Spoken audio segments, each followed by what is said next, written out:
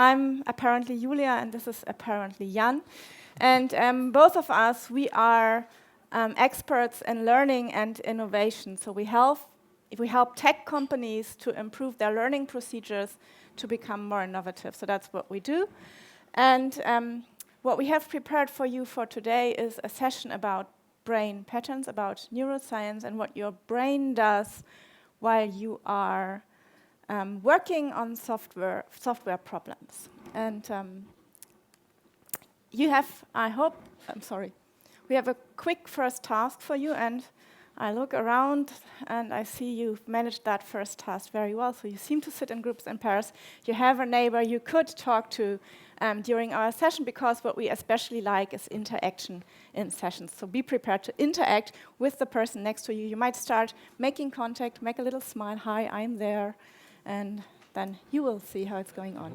And of course, we have this click, engage to rate session and ask question. Diana has a nice device there, and at the end we will answer your questions that are open after we have prepared a little talk about brain patterns for software development. If you like to tweet about it, please use these hashtags so that we can find them again and join these. Okay. So, the brain. We are talking about the brain because we are mind workers. All of our work, software development, the problems we solve, software architecture, the decisions we make, all depend on what we think, what we see, our visual perceptions, how we talk about it, how we connect to the ideas of other people, how we interact socially, and this is all in our head. This is all what our brain does for us. So most of our work is mind working.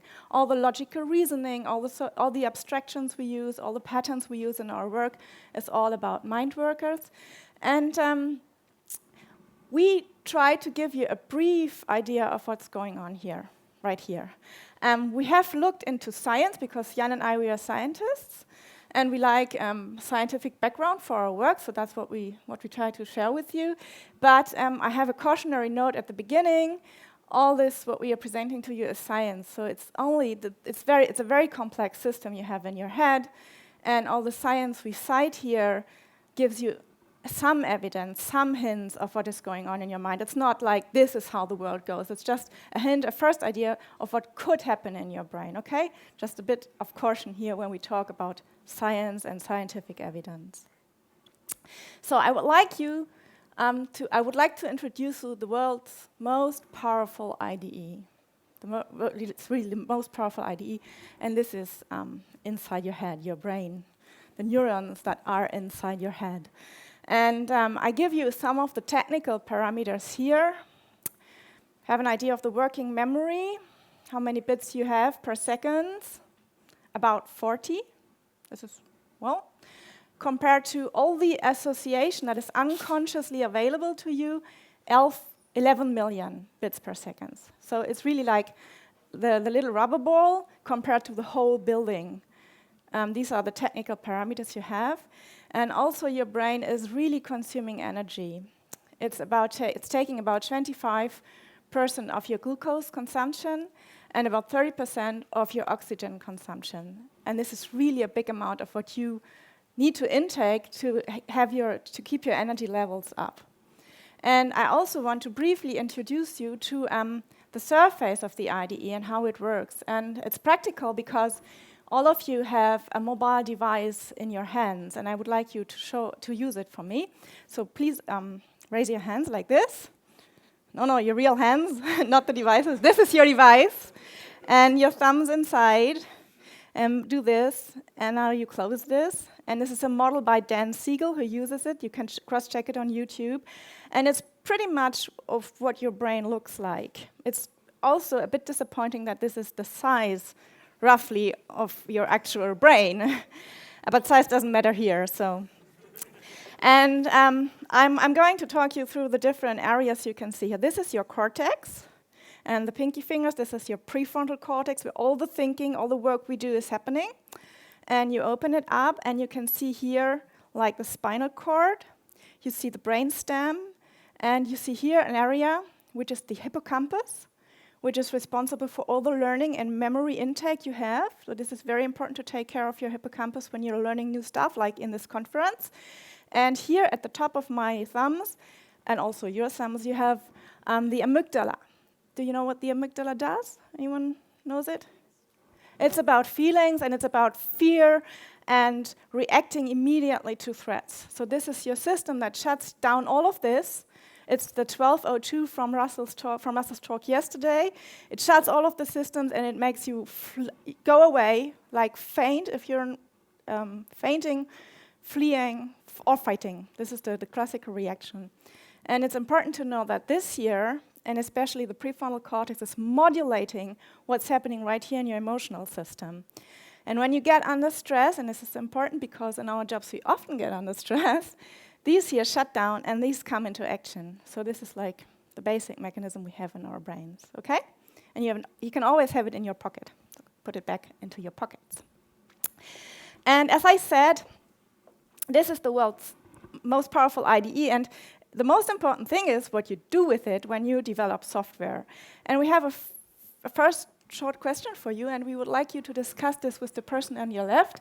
And maybe Diana and Jan, you can redistribute the small cards. Talk to each other, and maybe you remember a situation from your work where you thought, oh, what is going on in their mind when they do that and that? Where do you wonder in your work, what is going on in other people's mind? And we'd like to chat a little bit about it and jot down a few words about this little story on the card. Okay? Share a micro story with your neighbors. When do you wonder what is going on in some other person's mind? Okay? No, we are overwhelmed by the response to this talk, and yeah, as a pair, so that's a challenge for the front rows. Just yeah, great. Yeah, thanks. Yeah, you can talk. Hallo. Gib das einfach weiter.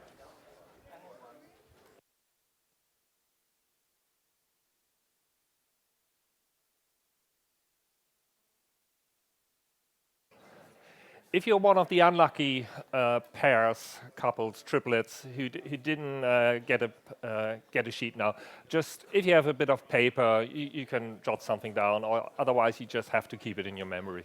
But just try to come up with a story.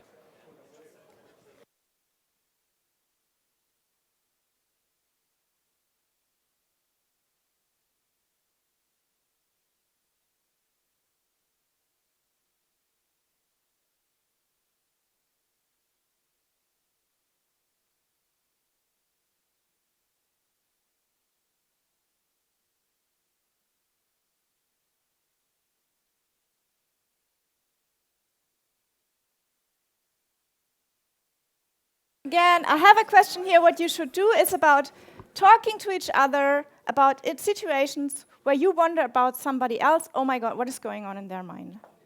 As a situation in your work life where you wonder what is going on in the in the mind of my product owner, in the mind of my customer, in the mind of my colleague. Okay.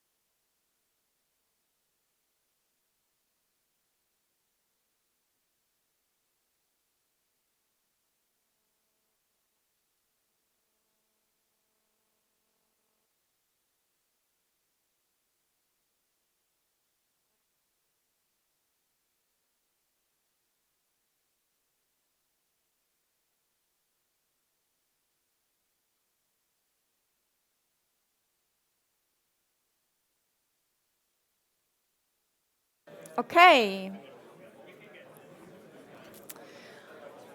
I hope you all found some little stories, and what I want you to do is to put them in the back of your mind, forget about them for a moment, and we will introduce you to a number of, we call it patterns, brain patterns, things that happen in your mind while you're doing your work, and we will come back to your stories in some minutes, okay? Just we are starting our introduction now, and we are going to talk you through 6 different patterns. You also find them on the reverse of your card, and we are going to talk you through them. The first pattern, and we try to find nice names for them, we call it the meaning matcher. The meaning matcher. Your brain is a big, big meaning matcher.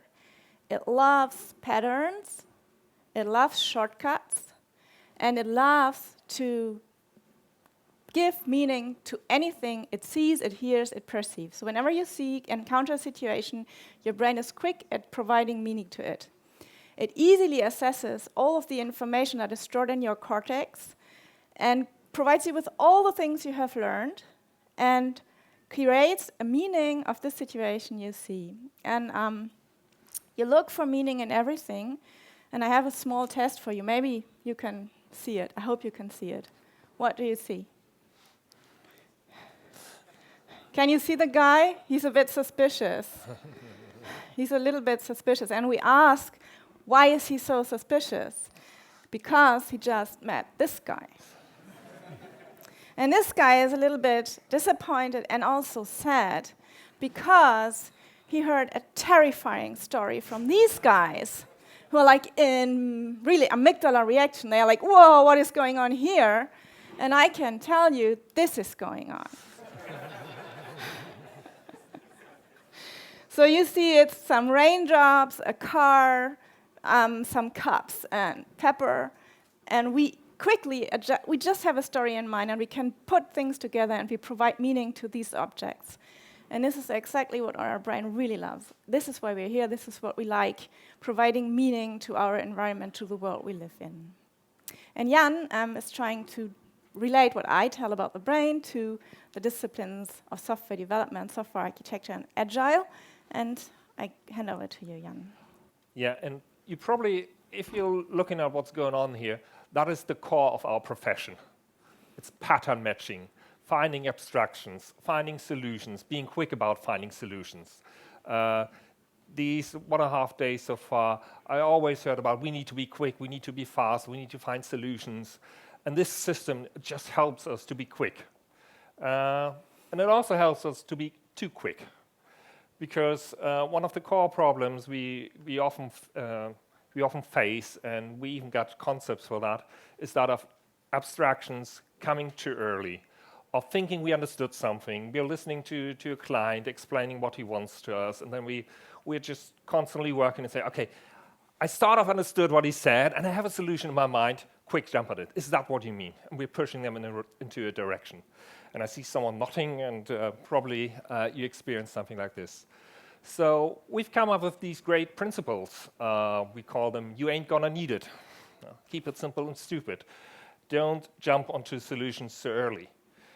We have test-driven development, and we say, okay, just get that small slice that you understood. Get that going. Don't do the whole thing.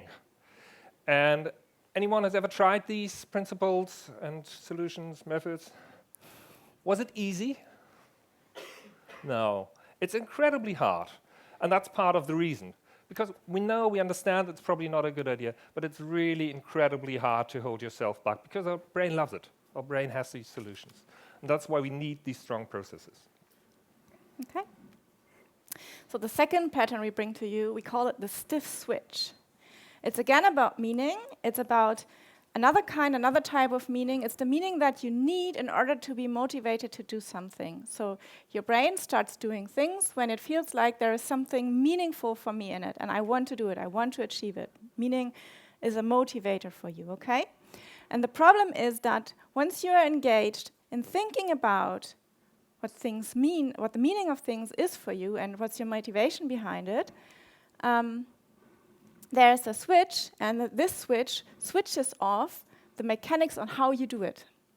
So there are hints in the science that you can either think about motivation, why am I doing things, or mechanics, how am I doing things. There is they are separated. There's a separation between them. This is some work of Elliot Berkman and David Rock, and they say that when you want to achieve a goal, you need both. You need to have a good motivation for the goal, and you need to have good mechanics to get there. So you need a why, and you need a how.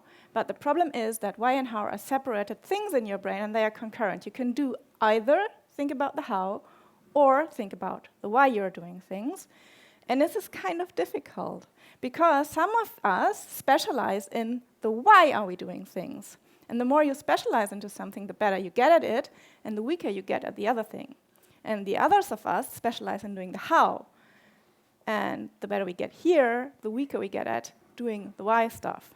And if it's difficult for our brain to switch between them, we run into some trouble in our business.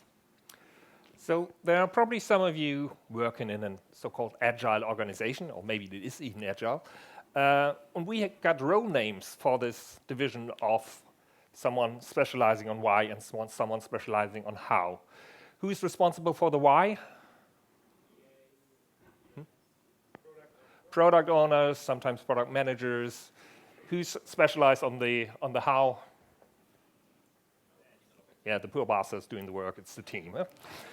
So we manifest that within this role model. And looking at that, this seems to be a good idea, because then everyone can specialize and stay in the mode of thinking. But most of you probably have been at the keynote this morning, and that was a classic large-scale example what can go wrong if these two worlds separate for any long time. There's a real danger in that if you lose contact. But then again, we found some solutions, and I'm working as a coach. I'm trying to assist teams, and one of the core problems that I find is that these worlds separate, and we have GOTO procedures in place. We have something like a daily Scrum, daily stand-up. I think nowadays in most companies something like this is happening. But what is also happening that I often find, the product owner doesn't really like to go there because of all the technical stuff, and people just talk about the technical stuff, and the team just, they feel a bit unmotivated at times as well, but they talk technical problems and stuff. But the real idea of that meeting is to realign the goal. Do we achieve the sprint goal? Do we move forward? Are we still heading in the right direction? Amidst all the technical problems that we have, and bring these worlds back together. And just think about what you're doing at your daily stand-up in Scrum. Does it really match bringing things back together? Okay. So the third pattern is called the piggyback system. And what we mean by this is that Jan already started talking about social situations like daily Scrum. And there are some scientists that say we have a brain because we are social beings. So our brain is our social organ, so to say, and that's all the management of our social connections with other people and in our environment. And apparently the brain has, in order to save, evolutionary steps, energy, and so on, it has chosen to piggyback the social system where you receive social information and where you think, is this a good social situation for me or not? It piggybacked that on the physical pain system. So there is evidence that social pain is sitting on the back of physical pain. And they are strongly connected. And that means if somebody gives feedback to you, for example, and you don't like that feedback, it could feel like it hurts physically. You probably know this when you have been in love and the person you love left you. It feels like a physical pain. And this is exactly what they mean, that your brain doesn't make a difference. It's highly efficient. It doesn't make a difference if the pain you encounter, if you're hurt, is physical or social.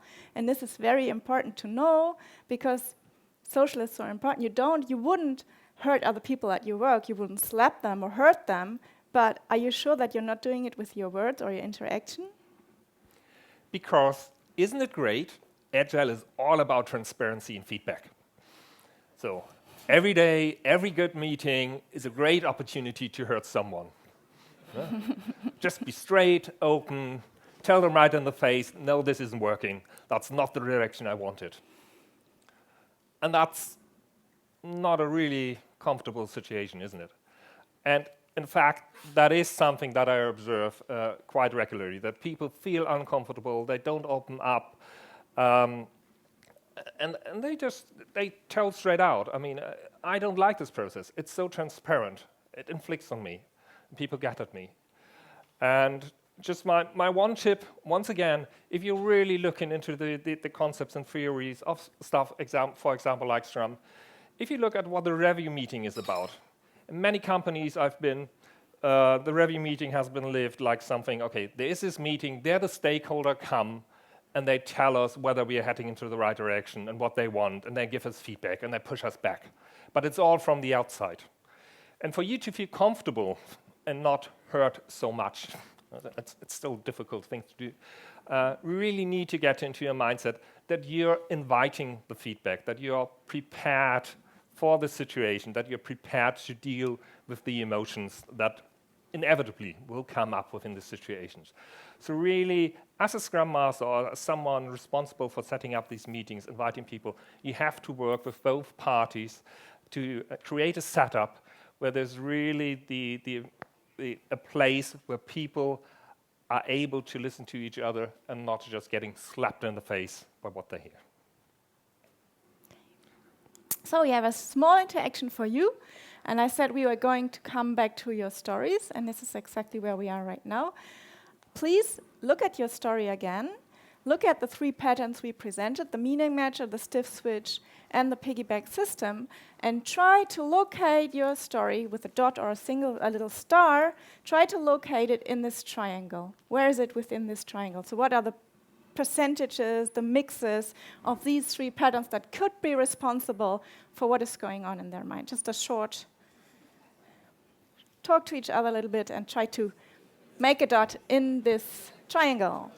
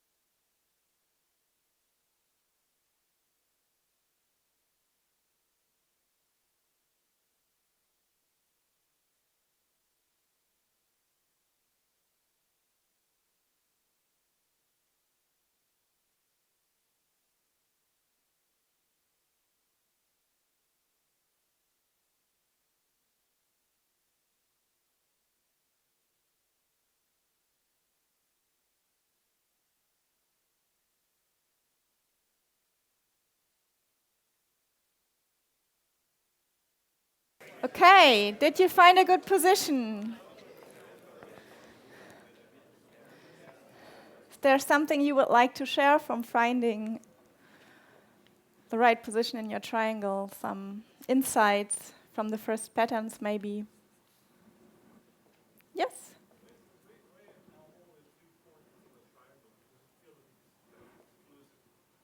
You feel that they are kind of exclusive.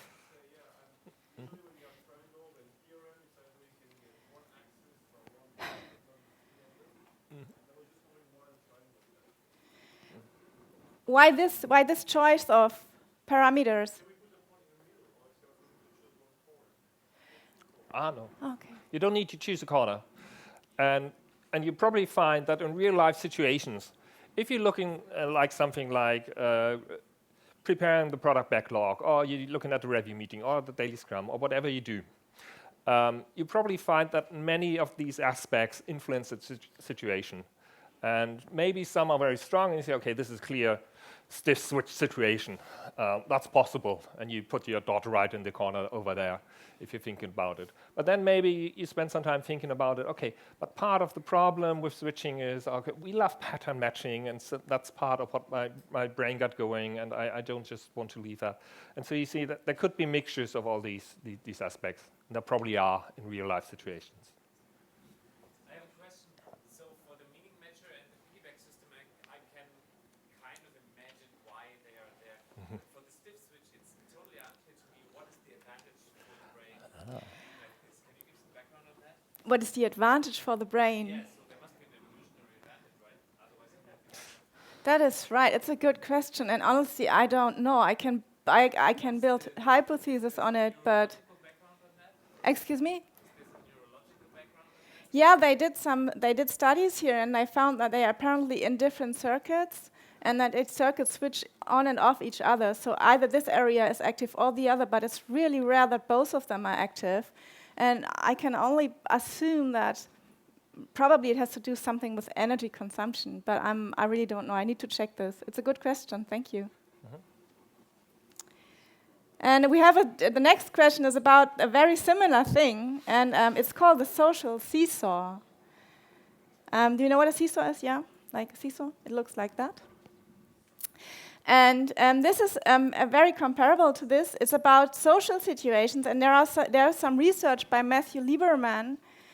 He's from the UCLA, and he did some research on, and he found out that people who are in social situations, so when you're thinking socially and connecting socially to other people, the system that is doing the non-social thinking, like abstract thinking, is going down. So when you think socially, abstract thinking goes down. And when you start abstract thinking, social thinking goes down. So again, there is like a seesaw, like before, where you seem not to be able to do both of these things at the same time. It's difficult, or biologically difficult, to do both of these things at the same time. I call it a social or neurological seesaw. And once again, if you look in what you're doing for most of the day, it's deep thinking. Yeah, right. So you're gone away. You do abstract thinking. If you look at the typical programmer's environment, they probably have their headphones on or staring into their monitor and computer and trying to lock everything out because they're doing their thinking stuff. But then that's not what we can do all of the time and all of the day. There might be support calls, getting you out, and you should be empathetic with the person calling you because they're asking for help, but you were just thinking about something else. It's a kind of a difficult situation. And even more so, we've got regular meetings. I've just been talking about a daily standard meeting. That just happens, but you were thinking hard just a moment ago. And then you're standing in a circle, trying to relate to other people, finding out what their problem is, how to move forward, not to dive deep down again into solution findings. Once again, you have a situation where you need to be very aware of that you're switching context and you need to do something to make that easier for you. There are a couple of things you can do. First of all, have meetings right after lunch. It's counterintuitive to everything else we usually say because, okay, after lunch you can't think properly. But the advantage is that you had just a social situation. You just spend some time outside your mind, hopefully relating to other people, so that might be an easy solution. Then again, you can't think properly after lunch. So there's another thing you can do. You just can come up with check-in rituals. You know, all these little things. We always talk about, if you do a review, do a proper check-in. Yeah, but that just takes time, it's just a social thing. Let's get over with it. It's an important step just to get you out of your thinking mode, switch the modes, change the position of the seesaw. So the next one is called the self-lover. And I think it's easy to understand what it is. Your brain really likes, if you want, you can do this poll. Your brain really likes you most. It's important for your survival that your brain thinks that, in this case, I am the most important person. So I like myself most. I'm the best among us. The social groups I'm in are better than the social groups others are in. So this is all the mechanisms our brain uses to make sure that we feel good. And I did it on Twitter. If you want, you can try it, and we can test it. There are a number of studies where they ask expert groups, what do you think as a professional? Are you performing better than your peers? And you would like expect a normal distribution of that. But up to 80% of the people say, yes, I am. And this is, well, difficult. And I said, maybe we could make a poll during the conference, so if you like, I don't know if we are enough people, but we could try it. So what do you think? Are you better software developer than other people? And this is exactly what is...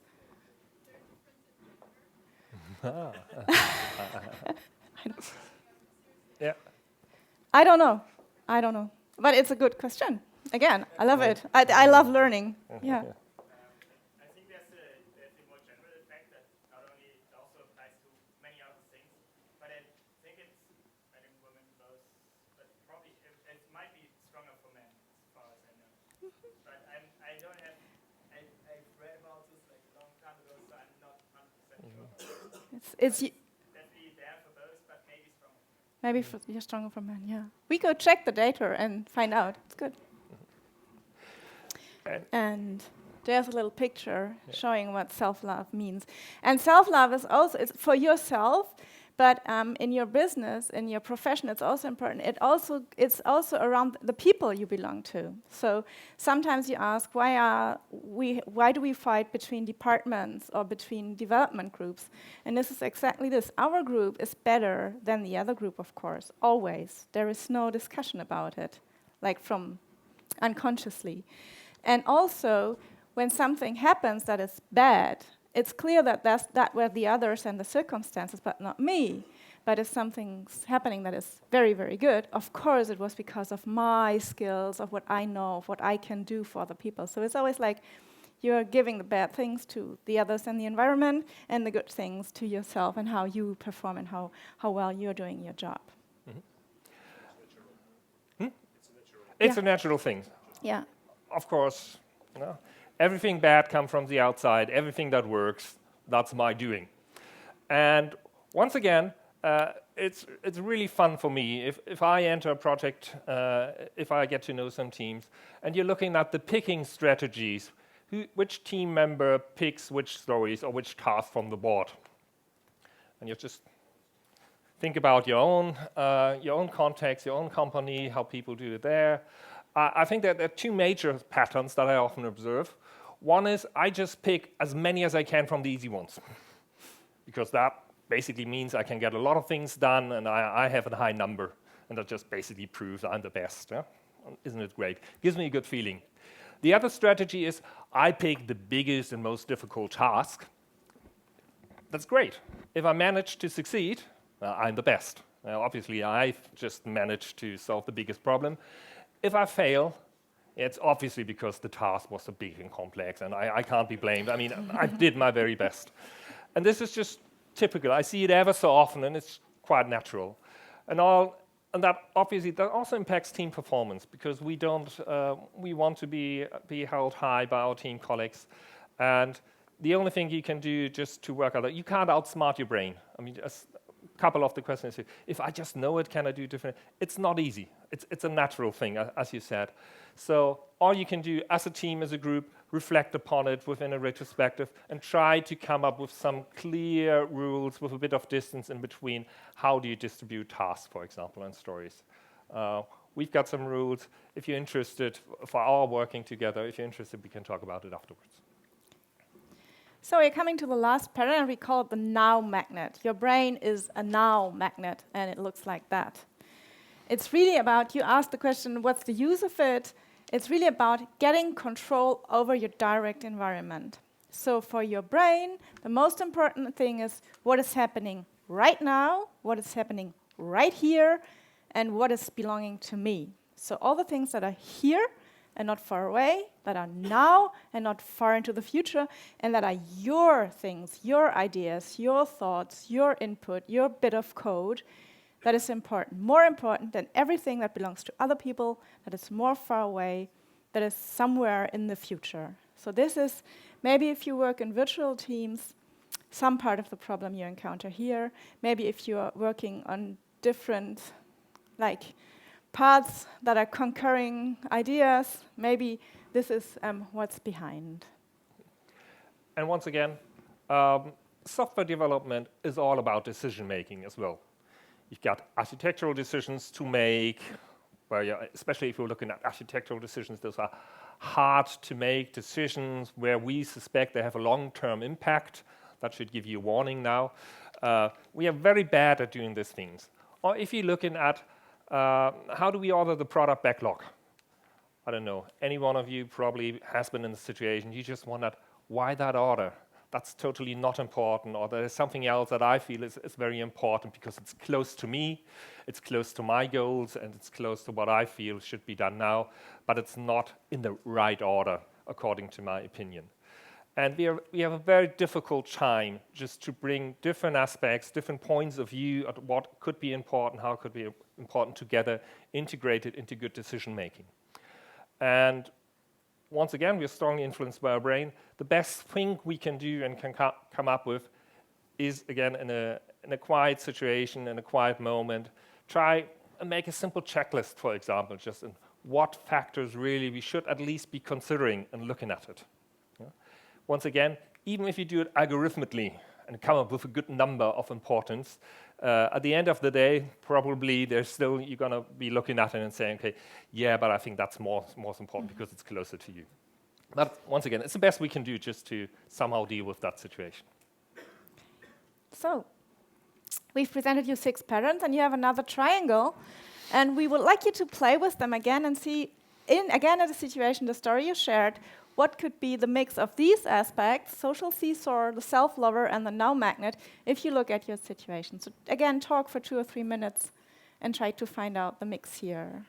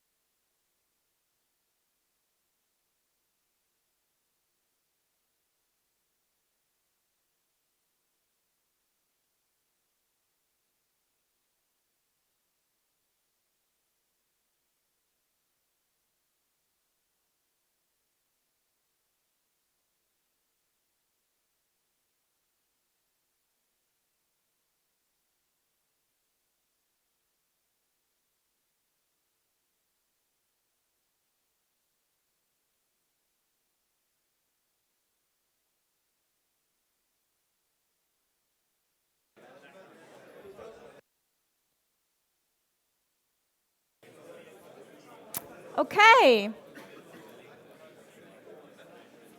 So,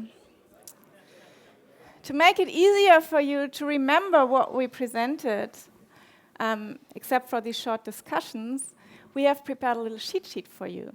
So summarizing, again, the different patterns and summarizing what we said. So again, the meaning matcher and the tools or the processes that Jan mentioned, the stiff switch, the piggyback system, the social seesaw, the self-lover, and the now magnet. So just try to use your language, activate your patterns so that you could relate back to it.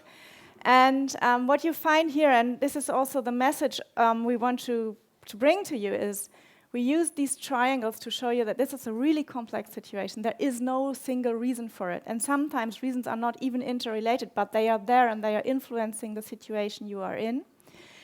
And also, you are a human being and you cannot escape your brain. And your colleagues can't escape their brain. So this is how we are.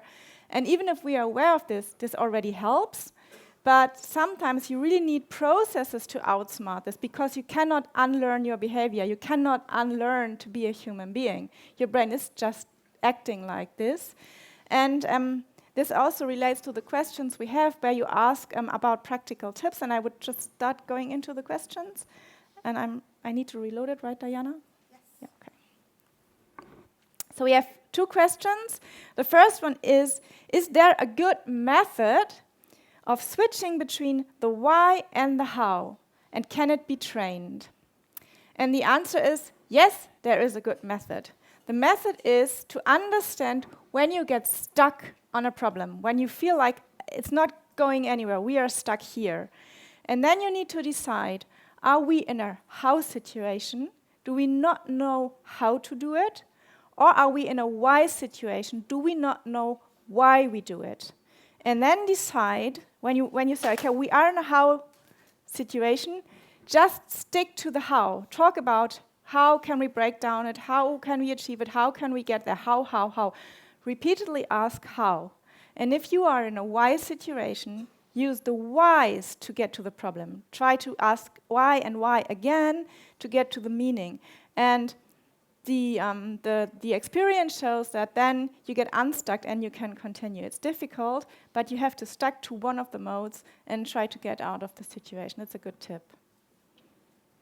And the second question is for Jan, I guess.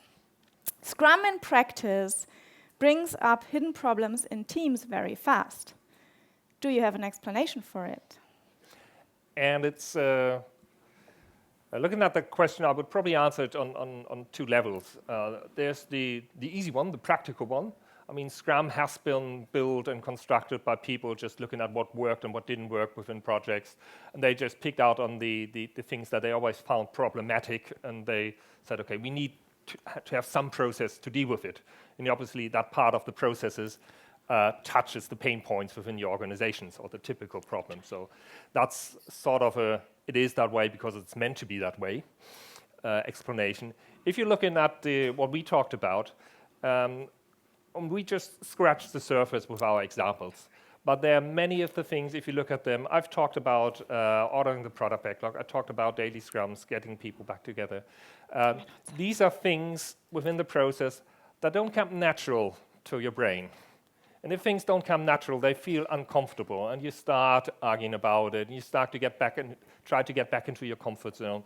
And so that's why conflicts come up. You see, okay, there are things that aren't working all that well, and you start talking about it. So your brain feels that there's something that they are not comfortable right now, and the way it's set up. And so that's why it feels uncomfortable, and conflicts come up. So that's the best I think I could give. And we have 2 more questions, and they are tricky.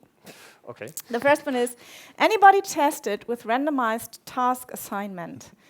So I didn't test it, but what I do is I use random a lot of times. So when you want to escape the pattern matching thing in your brain, random is a good idea. So why not trying randomized task assignments? It's always good to break through your existing structures and form new categories in your brain. Mm-hmm. But I don't know, maybe someone in the audience has randomized task assignments? No? Does anyone love to play games? Yeah. Yeah, probably. And within lots of games, randomizing things, just throwing dice is an important part, and that's part of fun. Our brain actually loves it because it gets instant challenges, and you're suddenly allowed to fail. And that gives you, allows you to test out new things as well. Mm-hmm. And considering the social seesaw, is pair programming even possible? I love that question.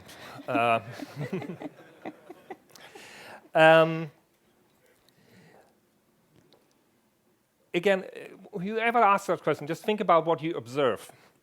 I think it works great. One thing is you got an extended working memory. You've got two people looking at a problem. That's great.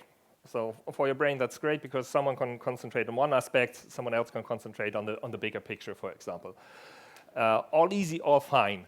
You're also working in kind of the same mode. You're both programming, you're both concentrating, so that's okay.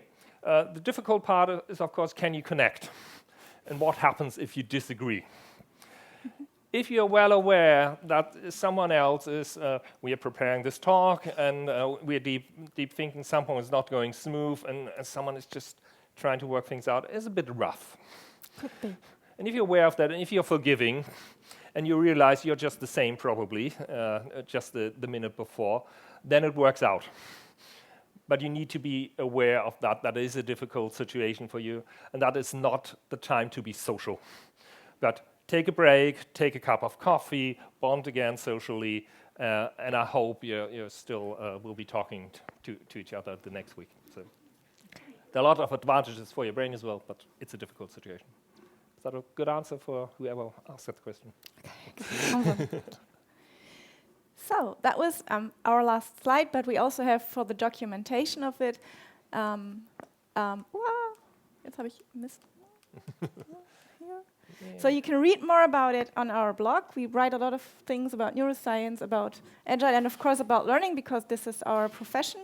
And for you, in the documentation, when you receive the slides, we have also prepared all the material so that you can read it, that you can have the sources and read through it again and get our inspiration for you. Okay? So, maybe a last question. Take this to the break. Jan and I, we are here for the whole day. If you like to chat and talk about things here or on Twitter, do not hesitate to come to us. Yeah. Thank you.